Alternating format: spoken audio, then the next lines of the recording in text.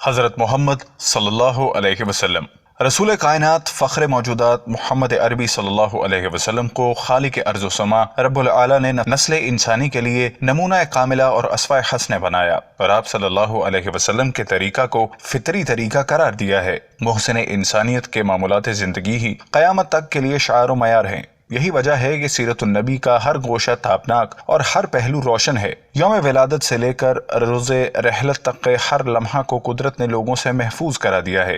آپ صلی اللہ علیہ وسلم کی ہر ادا کو آپ صلی اللہ علیہ وسلم کے متوالوں نے محفوظ رکھا ہے اور سند کے ساتھ تحقیقی طور پر ہم تک پہنچایا ہے۔ لہٰذا سیرت النبی صلی اللہ علیہ وسلم کی جامعیت و اکملیت ہر قسم کے شک و شبہ سے محفوظ ہے۔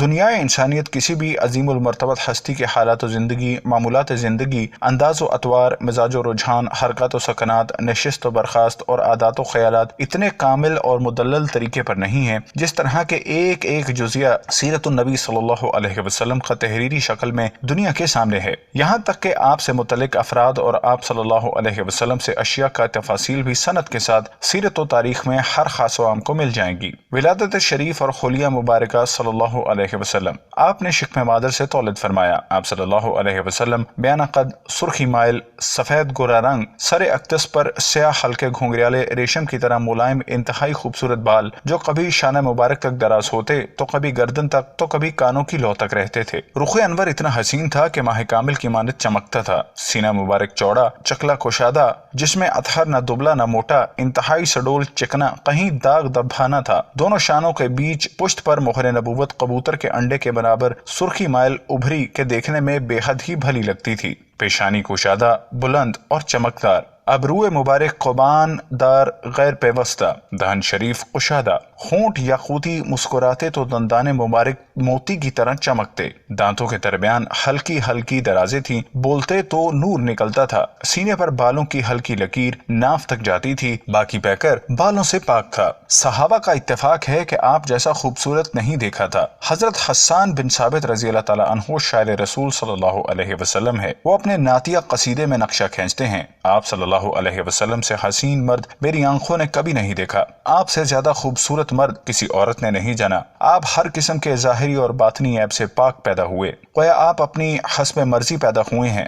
نہ کبھی آپ چیخ کر بات کرتے تھے، نہ کہا لگاتے تھے، نہ شور کرتے تھے، نہ چلا کر بولتے تھے، ہر لفظ واضح بولتے تھے۔ جو مجمع سے مخاطب ہوتے تو 3 بار جملے کو بالکل صاف صاف دہراتے تھے۔ انداز کلام باوقار، الفاظ میں حلاوت کہ بس سنتے رہنے کو دل مشتاق، لبوں پر ہمدم ہلکا سا تبسم جس سے لب مبارک اور رخ انور کا حسن بڑھ جاتا تھا۔ راہ چلتے تو رفتار ایسی ہوتی کہ گویا کسی بلند جگہ سے اتر رہے ہوں۔ نہ دائیں بائیں مڑ مڑ کر دیکھتے تھے، نہ گردن کو آسمان کی طرف اٹھا کر چلتے تھے۔ تواضع کی باوقار مردانہ خوددارانہ رفتار ہوتی۔ قدم مبارک کو پوری طرح رکھ کر چلتے تھے کہ نالین شریفین کی آواز نہیں آتی تھی۔ ہاتھ اور قدم ریشم کی طرح ملائم گداز تھے، اور قدم پرگوشت ذاتی معاملے میں کبھی غصہ نہیں کرتے تھے۔ اپنا کام خود کرنے میں تکلف نہ فرماتے تھے کہ کوئی مصافحہ کرتا تو اس کا ہاتھ نہیں چھوڑتے تھے جب تک کہ وہ الگ نہ کر لے۔ جس سے گفتگو فرماتے پوری طرح اس کی طرف متوجہ ہوتے۔ کوئی آپ سے بات کرتا تو پوری توجہ سے سماعت فرماتے تھے۔ پھر بھی ایسا روب تھا کہ صحابہ کو گفتگو کی ہمت نہ ہوتی تھی۔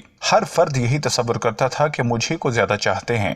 دعوت و تبلیغ کا آغاز تاج رسالت اور خلعت نبوت سے سرفراز ہونے کے بعد رحمت للعالمین خاتم النبیین صلی اللہ علیہ وسلم نے ایک ایسے سماج و معاشرے کو ایمان و توحید کی دعوت دی جو گلے گلے تک شرک و کفر کی دلدل میں گرفتار تھا۔ ضلالت و جہالت کی شکار انسانیت شرافت مفقود تھی۔ درندگی اور حیوانیت کا راج تھا۔ ہر طاقتور فرعون بنا ہوا تھا۔ قتل و غارت گری کی وبا ہر سو عام تھی۔ نہ عزت محفوظ، نہ عصمت محفوظ، نہ عورتوں کا کوئی مقام، نہ غریبوں کے لیے کوئی پناہ۔ شراب پانی کی طرح بہائی جاتی تھی۔ بے حیائی اپنے عروج پر تھی۔ روح زمین پر وحدانیت حق کا کوئی تصور نہ تھا۔ خود غرضی مطلب پرستی کا دور دورہ تھا۔ چوری بدکاری اپنے عروج پر تھی، اور ظلم و ستم ناانصافی اپنے شباب پر تھی۔ خدا واحد کی پرستش کی جگہ معبودان باطل کے سامنے پیشانیاں جھکتی تھیں۔ نفرت و عداوت کی زہریلی فضا انسان کو انسان سے دور کر چکی تھی۔ انسانیت آخری سانس لے رہی تھی۔ معاشرے سے شرک کا تعفن اٹھ رہا تھا۔ کفر کی نجاست سے قلوب بدبودار ہو چکے تھے۔ اس دور کا انسان قرآن کریم کے مطابق جہنم کے کنارے کھڑا تھا، ہلاکت سے دوچار ہونے کے قریب کہ رحمت حق کو رحم آیا، اور کوہ شفا سے صدیوں میں انسانیت کے بقا کا اعلان ہوا کہ یا ایھا الناس قولوا لا الہ الا اللہ تفلحوا۔ اے اللہ لا الہ الا اللہ محمد رسول اللہ پر ایمان لاؤ، فلاح اور صلاح سے ہمکنار رہو گے۔ یہ آواز نہیں تھی بلکہ ایمان باطل میں بجلی کا کڑکا تھا۔ وہ بجلی کا کڑکا تھا یا صوت ہادی، عرب کی زمین جس نے ساری ہلا دی۔ یہی آواز حق ایک عظیم الشان انقلاب کی ابتدا تھی جس نے دنیائے انسانیت کی تاریخ بدل دی۔ یہ اعلان توحید کی حیات نو کا پیغام تھا جس نے مردہ دل عربوں میں زندگی کی نئی روح پھونک دی، اور پھر دنیا نے وہ منظر دیکھا جس کا تصور بھی نہ تھا کہ قاتل عادل بن گئے، بت پرست بت شکن بن گئے، ظلم و غضب کرنے والے حق پرست اور رحم دل بن گئے، سینکڑوں معبودان باطل کے سامنے جھکنے والی پیشانیاں خدا واحد کے سامنے سرنگوں ہو گئی، عورتوں کو جانور سے بدتر جاننے والے، قطعی رحمی اور کمزوروں پر ستم ڈھانے والے عورتوں کے محافظ، صلہ رحمی کے خوگر اور کمزوروں کے سہارا بن گئے، نفرت و عداوت کا آتش فشاں سرد ہو گیا، محبت و اخوت کی فصل بہار آ گئی، رہزن رہبر اور ظالم و عدل و انصاف کے پیغمبر بن گئے، جو نہ تھے خود راہ پر اوروں کے ہادی بن گئے۔ کیا نظر تھی جس نے مردوں کو مسیحا کر دیا۔ پھر دنیا نے دیکھا کہ ایک امی لقب اعلیٰ نسب رسول کے فداکاروں نے ایمان و توحید کی تاریخ مرتب کر ڈالی، عدل و انصاف کے لازوال نقوش چھوڑے، وحدت و مساوات کی لافرمانی داستان رقم کر دی، فتوحات کی انوکھی تاریخ لکھی، جہاں بانی اور حکمرانی کے اصول مرتب کیے، عفت و پاک دامنی کا ریکارڈ چھوڑ گئے، وفاداری فداکاری کے انمٹ تحریر دیے، عظمت اور رفعت کی ان بلندیوں پر پہنچے جہاں سے اونچا مقام صرف انبیاء و مرسلین کو نصیب ہو سکتا ہے۔ ایسا انقلاب دنیا نے کب دیکھا تھا اور کہاں سنا تھا؟ صبر و استقامت۔ رسول اللہ صلی اللہ علیہ وسلم نے دعوت حق و اعلان توحید کی راہ میں اپنے ہی لوگوں کے ایسے مصائب و آلام دیکھے کہ کوئی اور ہوتا تو ہمت ہار جاتا، مگر آپ صبر و استقامت کے کوہ گراں تھے۔ دشمنان اسلام نے قدم قدم پر آپ کو ستایا، جھٹلایا، بہتان لگایا، مجنوں اور دیوانہ کہا، ساحر اور کاہن کا لقب دیا، راستوں میں کانٹے بچھائے، جس میں اطہا پر غلاظت ڈالی، لالچ دیا، دھمکیاں دیں، اقتصادی ناکہ بندی اور سماجی بائیکاٹ کیا، آپ کے شیدائیوں پر ظلم و ستم اور جبر و استدلال کے پہاڑ توڑے، نئے لرزہ خیز عذاب کا جہنم کھول دیا کہ کسی طرح حق کا قافلہ رک جائے، حق کی آواز دب جائے۔ مگر دور انقلاب شروع ہو گیا تھا، توحید کا نعرہ بلند ہو چکا تھا، اس کو غالب آنا تھا۔ کفار چاہتے ہیں کہ اللہ کے نور ایمان و اسلام کو اپنی پھونکوں سے بجھا دیں، اور اللہ پورا کرنے والا ہے اپنے نور کو، اگرچہ کفار اس کو ناپسند کریں۔ خود رسول اللہ صلی اللہ علیہ وسلم کا ارشاد گرامی ہے، ابتلا و آزمائش میں جتنا مجھ کو ڈالا گیا کسی اور کو نہیں ڈالا گیا، اسی طرح آپ کے صحابہ پر جتنے مظالم ڈھائے گئے کسی اور امت پر نہیں ڈھائے گئے۔ اشیاء رسول اور ان کے اسماء، امامہ شریف کا نام صحاب تھا، 2 پیالے لکڑی کے اور پتھر کے تھے، ایک کا نام ریان اور دوسرے کا نام مدیب تھا۔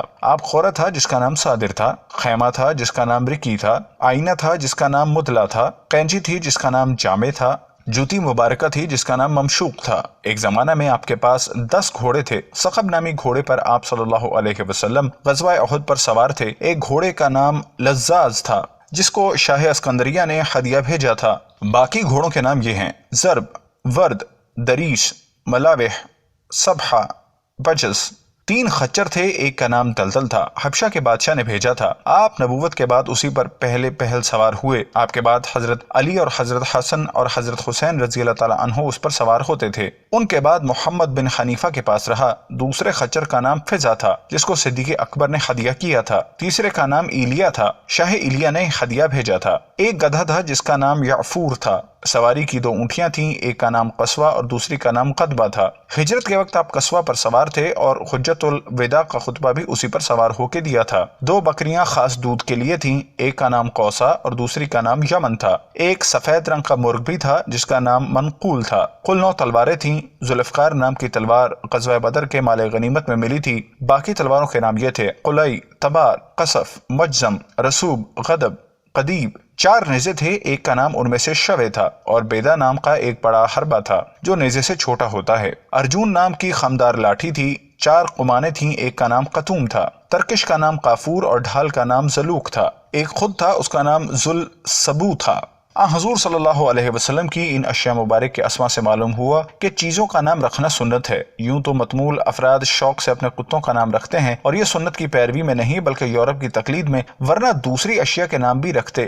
بعض گھروں میں بقرہ وغیرہ پالنے کا شوق ہوتا ہے اور ان کے نام بھی رکھ دیے جاتے ہیں۔ عموماً یہ بھی اتباع سنت کے بجائے شوقیہ ہوتے ہیں۔ کاتبین وحی رسالت۔ حضور صلی اللہ علیہ وسلم امی تھے، پڑھنا لکھنا نہیں جانتے تھے۔ امی ہونا آپ صلی اللہ علیہ وسلم کا خصوصی امتیاز ہے اور آپ صلی اللہ علیہ وسلم کی رسالت و نبوت کی ایک واضح دلیل ہے کہ ایک امی القب رسول نے دنیا انسانیت کو ایسا کلام دیا جس کی فصاحت و بلاغت اور لذت و حلاوت کے سامنے فصحائے عرب سرنگوں نظر آتے ہیں اور قیامت تک دنیا ان کی نظیر پیش کرنے سے قاصر ہے۔ لہٰذا جب قرآن مجید کی آیت کریمہ آپ صلی اللہ علیہ وسلم کے قلب اطہر پر نازل ہوتی تو حضور صلی اللہ علیہ وسلم مختلف صحابہ کرام سے ان کی کتابت کرواتے تھے۔ کاتبین وحی کے اسماء حسب ذیل ہیں، نیز انہی میں سے خطوط و فرامین لکھنے والے ہیں: حضرت ابو بکر صدیق، عمر بن خطاب، عثمان بن عفان، علی بن ابی طالب، عامر بن فہیرہ، عبداللہ بن راقم، ابی بن قاب، ثابت بن قیس بن شماس، خالد بن سعید، حنظلہ بن ربیع، زید بن ثابت، معاویہ بن ابی سفیان، شرجیل بن خسنہ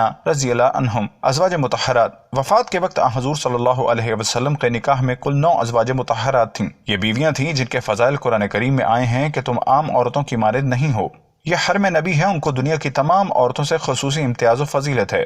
حضرت سودا بن زمعہ رضی اللہ تعالیٰ عنہ ان سے قبل ہجرت نکاح فرمایا۔ حضرت عائشہ بن ابی بکر رضی اللہ تعالیٰ عنہ ان سے بھی ہجرت سے قبل نکاح ہوا اور رخصتی مدینہ میں 1 ہجری میں ہوئی۔ حضرت حفصہ بن عمر رضی اللہ تعالیٰ عنہ ان سے شعبان 3 ہجری میں نکاح فرمایا۔ حضرت ام سلمہ بن ابی امیہ رضی اللہ تعالیٰ عنہ سے شعبان 4 ہجری میں نکاح فرمایا۔ حضرت زینب بنت حجش رضی اللہ تعالیٰ عنہ سے 5 ہجری میں نکاح فرمایا۔ یہ حضرت صلی اللہ علیہ وسلم کی پھوپھی ذات بہن ہیں۔ حضرت ام حبیبہ بنت ابی سفیان رضی اللہ تعالیٰ عنہ ان سے 6 ہجری میں نکاح فرمایا اور خلوت 7 ہجری میں ہوئی۔ حضرت جویریہ بنت حارث رضی اللہ تعالیٰ عنہ ان سے 6 ہجری میں نکاح فرمایا۔ حضرت میمونہ بنت حارث حلالیہ رضی اللہ تعالیٰ عنہ ان سے 7 ہجری میں نکاح فرمایا۔ حضرت صفیہ بنت اختب رضی اللہ تعالیٰ عنہ ان سے 7 ہجری میں نکاح فرمایا۔ یہ یہودی سردار کی صاحبزادی تھیں۔ حضرت ختیجۃ القبریٰ بنت خویلد رضی اللہ تعالیٰ عنہ آپ نے سب سے پہلے انہی کی خواہش و پیغام پر نکاح کیا تھا جبکہ آپ کی عمر 25 سال تھی اور بیوہ 40 سال کی باعزت مالدار خاتون تھی۔ آپ کی تمام اولاد سوائے حضرت ابراہیم کے انہی کے وطن سے ہے۔ یہ ہجرت سے قبل وفات پا گئی تھیں۔ حضور صلی اللہ علیہ وسلم ان کی بہت قدر فرماتے اور ہمیشہ یاد کرتے رہے۔ حضرت زینب بن حزیمہ رضی اللہ تعالیٰ عنہ سے 3 ہجری میں نکاح فرمایا مگر 2 یا 3 ماہ کے بعد وہ وفات پا گئیں۔ اولاد الرسول صلی اللہ علیہ وسلم۔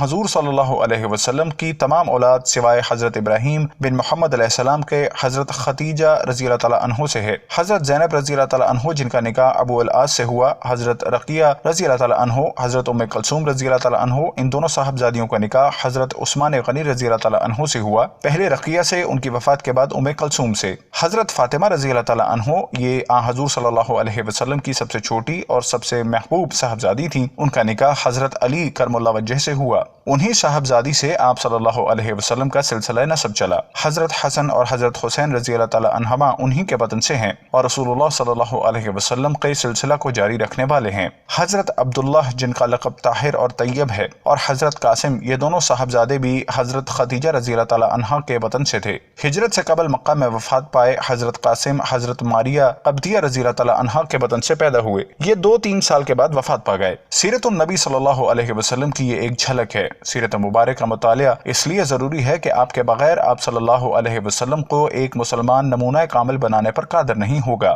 آپ جہاں داعی برحق وہیں انسان کامل بھی ہیں، آپ شوہر بھی ہیں، آپ باپ بھی ہیں، آپ خسر بھی ہیں، آپ داماد بھی ہیں، آپ تاجر بھی ہیں، آپ قائد بھی ہیں، آپ سپہ سالار بھی، آپ مظلوم بھی، آپ مہاجر بھی، آپ نے زخم بھی کھائے، آپ نے مشقت بھی جھیلی، آپ نے بھوک بھی برداشت کی، آپ نے بکریاں بھی چرائیں اور آپ نے سیادت بھی فرمائی، آپ نے معاملات بھی کیے، آپ نے لین دین بھی فرمایا، آپ نے قرض بھی لیا اور آپ نے ایک انسان کی حیثیت سے معاشرے کا ہر وہ کام کیا جو ایک انسان فطری طور پر کرتا ہے۔ اس لیے آپ کا نمونہ بنائے بغیر نہ کوئی کامیاب باپ، شوہر، خسر، داماد، تاجر، سپہ سالار بن سکتا ہے اور نہ ہی حق تعالیٰ کے کما حقہ اپنی اطاعت و عبادت کر سکتا ہے۔ آپ کی سیرت طیبہ حیات انسانی کا ہر گوشہ کا کامل احاطہ کرتی ہے۔